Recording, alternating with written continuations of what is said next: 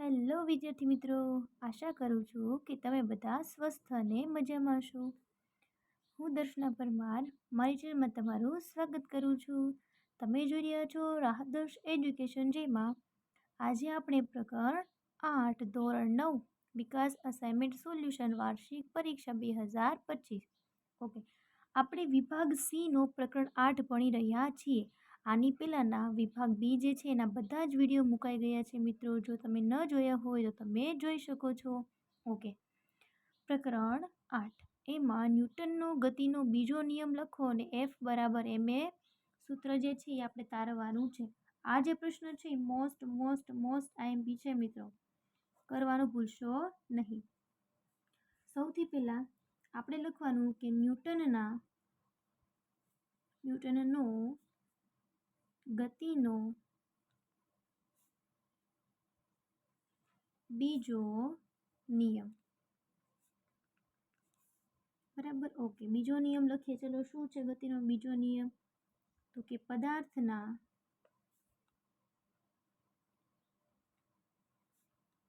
વેગમાનમાં થતા ફેરફારનો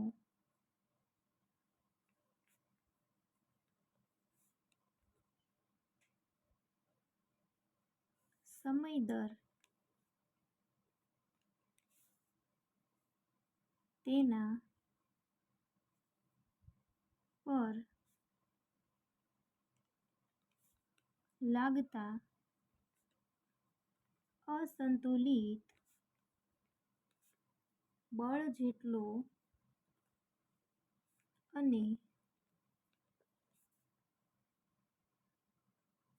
બળની દિશામાં હોય છે. આ થઈ ગયો આપણો સરસ મજાનો ગતિનો બીજો નિયમ. એની પછી આપણને શું કીધું છે? તો કે એની પછી આપણને એવું કીધું છે કે એફ બરાબર એમ એ સૂત્ર તારો. તો ચલો તારવણીની શરૂઆત કરીએ. કે ધારો કે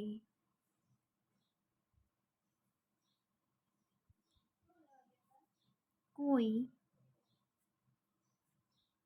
એમ દળ ધરાવતો પદાર્થ સુરેખ પથ પર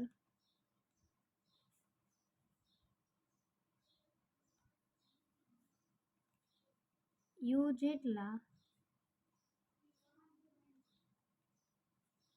પ્રારંભિક વેગથી ગતિ કરે છે અને ટી સમયમાં તે પદાર્થ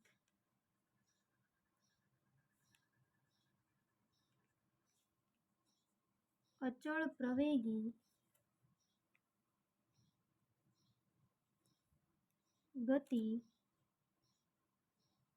કરી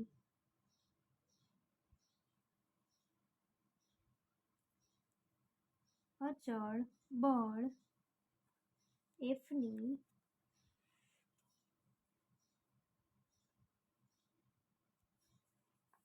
અસર હેઠળ વી જેટલો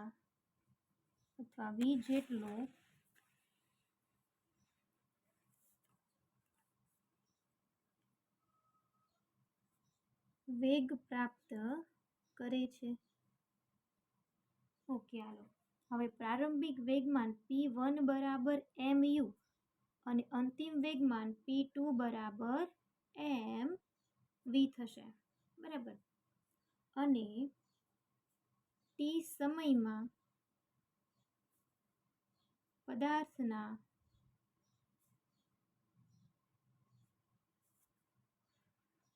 વેગમાનમાં થતો ફેરફાર ડેલ્ટા પી ચલે છે p2 માઇનસ p1. તેથી ડેલ્ટા પી ચલે છે. p2ની કિંમત મૂકીએ mv માઇનસ p1ની કિંમત મૂકીએ mu. તો m જે છે બરાબર એને આપણે કાઢીએ સામાન્ય, તો v માઇનસ યુ, બરાબર, વી માઇનસ યુ. તેથી પદાર્થના વેગમાનના ફેરફારનો દર કેટલો થશે? ઓકે, અહીંયા લખી નાખીએ. ચલો, ચલે છે એમ ગુણ્યા વી માઇનસ યુના છેદમાં ટી જેટલો થાય છે. બરાબર, ચલો એની પછી આગળ લખીએ.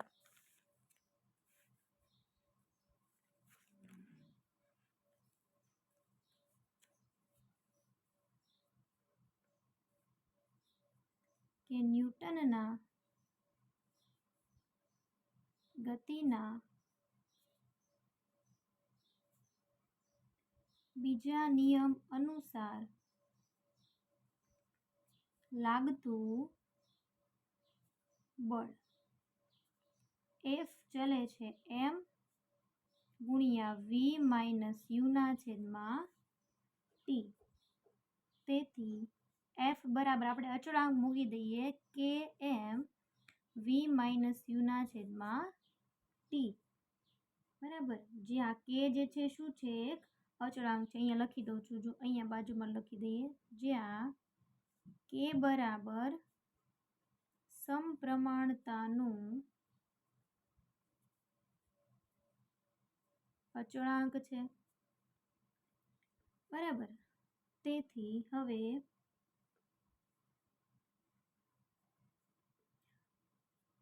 વી માઇનસ યુ અપોન ટી વેગમાં થતો ફેરફારના છેદમાં સમયમાં એને શું કહેવાય? પ્રવેગ કહેવાય. શું કહેવાય? પ્રવેગ કહેવાય. તો લખીએ, તેથી એફ બરાબર કે એમ એના છેદમાં ટી. શા માટે લખીએ? કારણ કે એ બરાબર વી માઇનસ યુના છેદમાં ટી થાય એટલા માટે. હવે અહીં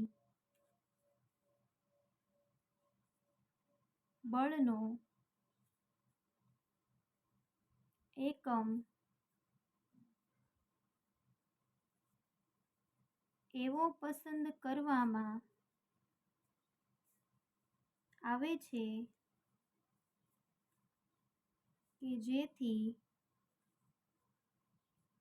અચળાંક કે બરાબર 1 થાય. તેથી આપણે આ જે છે બરાબર, જો 1 કિલોગ્રામ દળની વસ્તુમાં 1 મીટર પ્રતિ સેકન્ડનો પ્રવેગ ઉત્પન્ન કરવા માટે જરૂરી બળ 1 એકમ કહેવાય. બરાબર, તેથી 1 એકમ બરાબર એવું હોવાથી આપણે અહીં કે બરાબર 0. ઓકે, તેથી એફ બરાબર એમ એ. જે તમારે સાબિત કરવાનું તે અહીંયા સાબિત થઈ ગયું છે. એફ બરાબર એમ એ તમારું સૂત્ર. બરાબર, ચલો એની પછીનો પ્રશ્ન નંબર 2 જોઈએ. બળ સદિશ રાશિ છે કે અદિશ રાશિ છે? તો પહેલા એનો પ્રશ્નનો જવાબ દઈ દઈએ કે બળ સદિશ રાશિ છે. તેના એસઆઈ અને સીજીએસ એકમ પદ્ધતિમાંના એકમો જણાવો. તો લખીએ કે બળનો એસઆઈ એકમ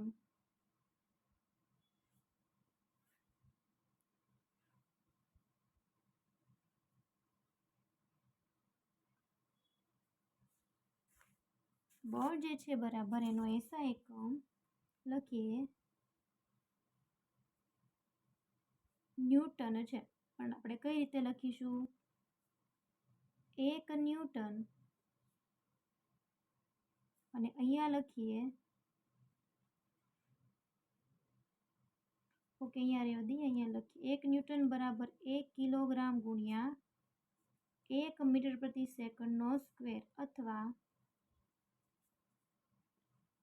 1 ન્યૂટન બરાબર 1 કિલોગ્રામ મીટર પ્રતિ સેકન્ડનો સ્ક્વેર.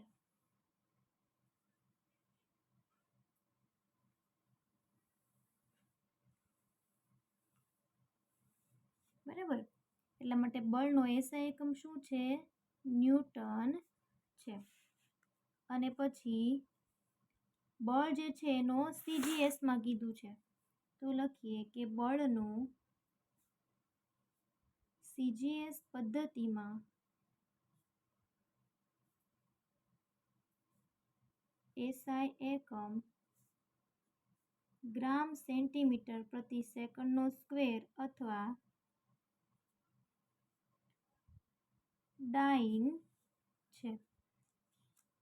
પછી શું પૂછ્યું છે કે તેમની વચ્ચેનો સંબંધ મેળવો, તો આપણે તેમની વચ્ચેનો સંબંધ અહીંયા લઈ લઈએ.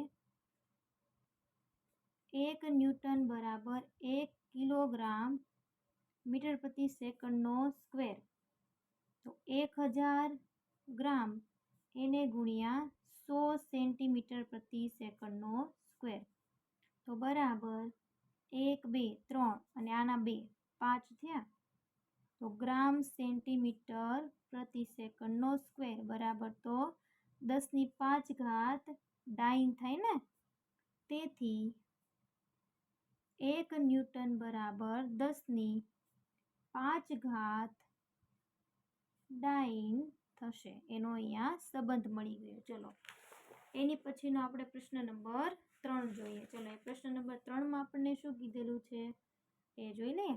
જો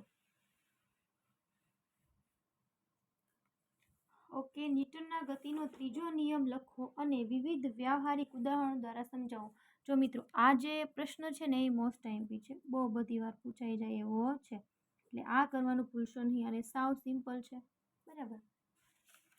ઓકે, ચલો તો આપણે એના વિશે લખીએ. પહેલાં આપણે એની ત્રીજો નિયમ કયો છે ને તો એ પહેલાં નિયમ લખી દઈએ. ચલો, ન્યૂટનનો ગતિનો ત્રીજો નિયમ લખીએ. એમાં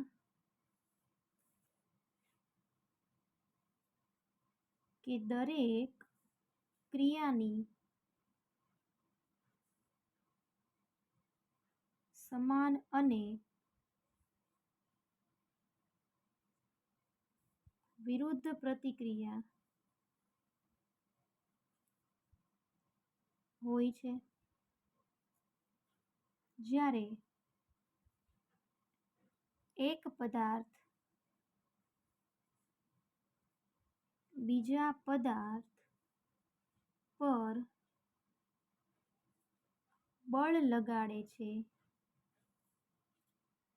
ત્યારે બીજો પદાર્થ પહેલા પદાર્થ પર સમાન અને વિરુદ્ધ બળ લગાડે છે. આ બળો પાછળ લખીએ,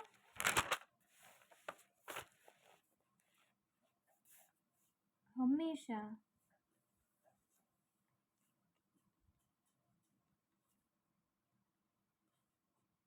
જોડીમાં હોય છે. ઓકે, ચલો એના બે ઉદાહરણ આપવાને કીધા છે. તો પહેલું ઉદાહરણ આપીએ છીએ તરવું. લખીએ એમાં કે જ્યારે આપણે તરીએ છીએ ત્યારે આપણે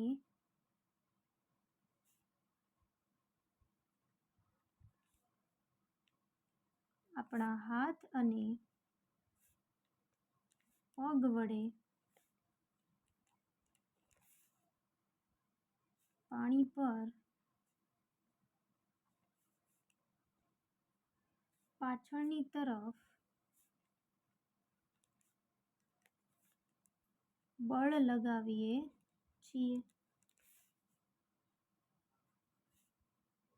પાણી આપણા પર સમાન અને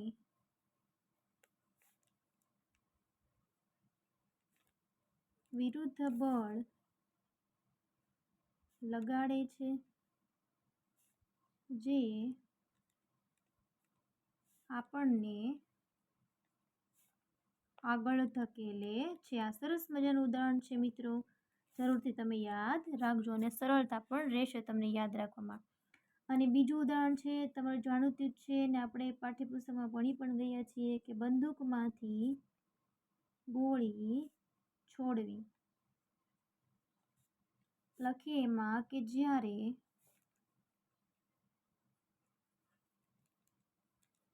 બંદૂકમાંથી ગોળી છોડવામાં આવે છે ત્યારે ગોળી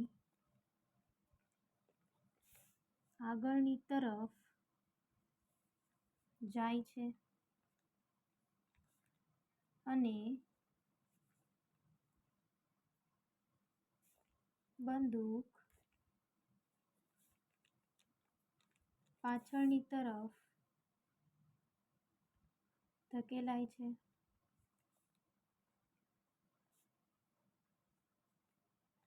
આ ન્યૂટનના ગતિના ત્રીજા નિયમના ઉદાહરણ છે. ઓકે, સરસ મજાનો પ્રશ્ન અહીં પૂર્ણ થયો. એની પછીનો પ્રશ્ન નંબર 4 સાંભળો. 4 જે છે ને સરસ મજાનો પ્રશ્ન છે.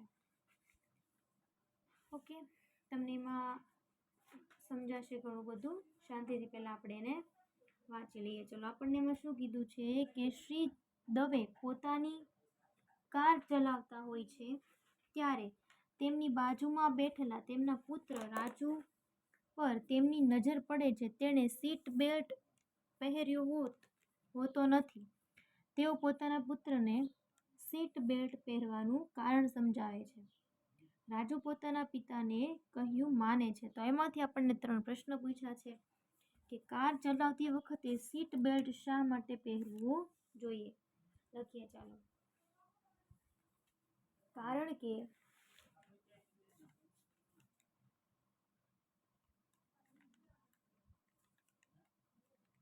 જો કારને અચાનક બ્રેક લગાડવામાં આવે તો જડત્વના ગુણધર્મના લીધે આપણે અચાનક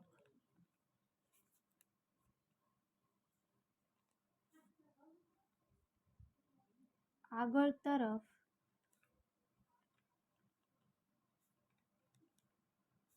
ધકેલાઈ જઈએ છીએ અને કારની પેનલ સાથે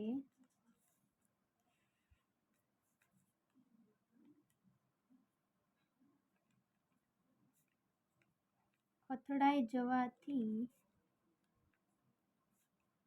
આપણને ઈજા થઈ શકે છે. એટલા માટે આપણે સીટ બેલ્ટ પહેરવો જોઈએ. એની પછીનો બીજો પ્રશ્ન પૂછ્યો છે આપણને એમાંથી કે રાજુના પિતાના કયા ગુણો અહીં જોવા મળે છે. તો લખીએ પેલું એ ન્યૂટનના ગતિના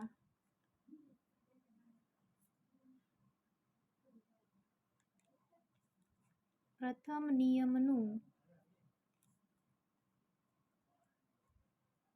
સંપૂર્ણ જ્ઞાન એની પાસે છે. અને બીજું આપણે લખીએ તો કે સુરક્ષા પ્રત્યેની સભાનતા અને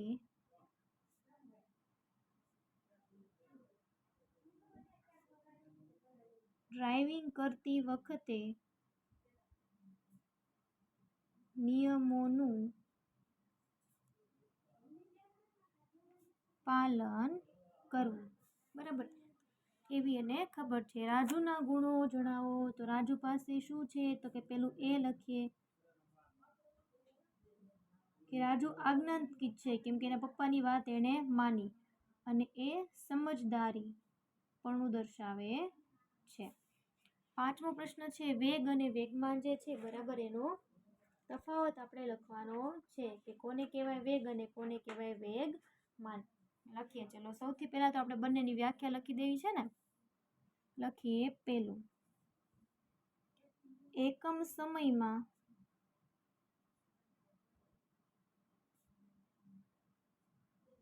પદાર્થે કરેલા સ્થાનાંતરને વેગ કહે છે. તો વેગમાન કોને કહેવાય એ આપણે આ બાજુ લખીએ કે પદાર્થના દળ અને આ તો ખબર જ છે વેગના ગુણનફળને વેગના કેમ કે એનું સૂત્ર છે દળ ભાગ્યા વેગ ગુણનફળને વેગમાન કહે છે. આ બાજુ બીજું લખીએ કે વેગના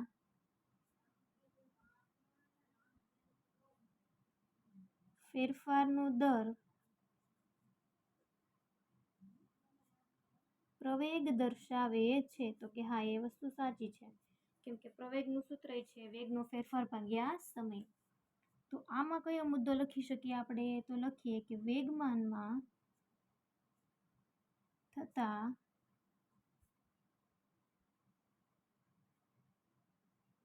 ફેરફારનો દર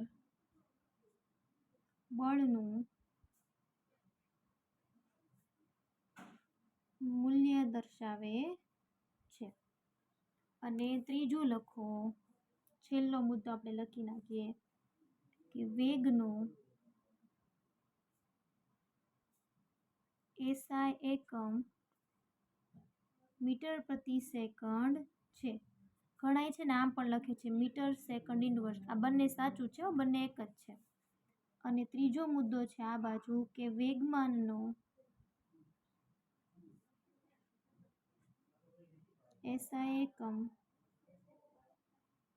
કિલોગ્રામ મીટર પ્રતિ સેકન્ડ. તો આને પણ આવી રીતે લખી શકાય કિલોગ્રામ મીટર સેકન્ડ ઇનવર્સ છે. બરાબર. એની પછીનો પાંચમો પ્રશ્ન છે કે વૈજ્ઞાનિક કારણ આપો કેળાની છાલ પર પગ પડે ત્યારે લપસી જવાય છે. કેમ કે ઘર્ષણ બળ ઓછું લાગે છે. એનું કારણ તો સાવ સિમ્પલ છે. બરાબર.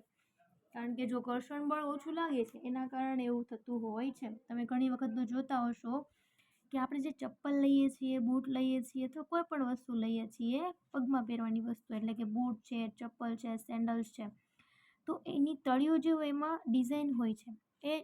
એની શા માટે જરૂર પડે છે? કેમ કે જો એ સાવ આમ સિપડ રાખે બરાબર સપાટી જે છે હાવ શું કે ડિઝાઇન ન કરતો શું થાય? ઘર્ષણ બળ ઓછું લાગે. ડિઝાઇન હોય તો સપાટી સાથે ઘર્ષણ બળ લાગે અને આપણે સરસ મજાની વ્યવસ્થિત ચાલી શકીએ છીએ, લપસી પડતા નથી. એટલા માટે ચપ્પલના તળિયા પર ડિઝાઇન હોય છે. તો આ રીતે જો કેળું જોઈએ બરાબર, એ જે છાલ જે છે શું છે? એ ચીકણી છે. એના કારણે આપણો પગ શું થાય? લપસી જાય. કેમ કે એમાં ઘર્ષણ બળ ઓછું લાગે. આપણને ખબર છે ને કે જે લીસી સપાટી હોય ત્યાં ઘર્ષણ બળ ઓછું લાગે છે. તો લખીએ આમાં પગ અને જમીન વચ્ચેના ઘર્ષણ બળને કારણે આપણે ચાલી શકીએ છીએ. જો એવું ને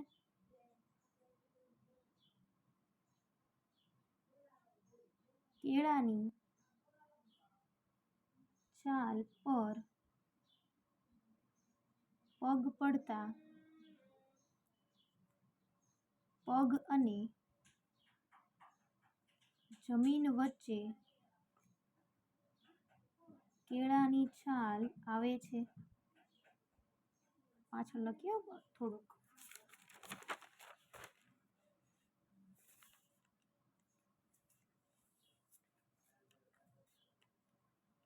જે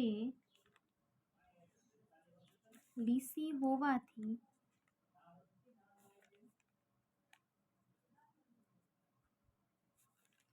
ઘર્ષણ બળ ઘટી જાય છે. પગ અને જમીન વચ્ચેનું ઘર્ષણ બળ ઓછું થઈ જવાને કારણે લપસી જવાય છે.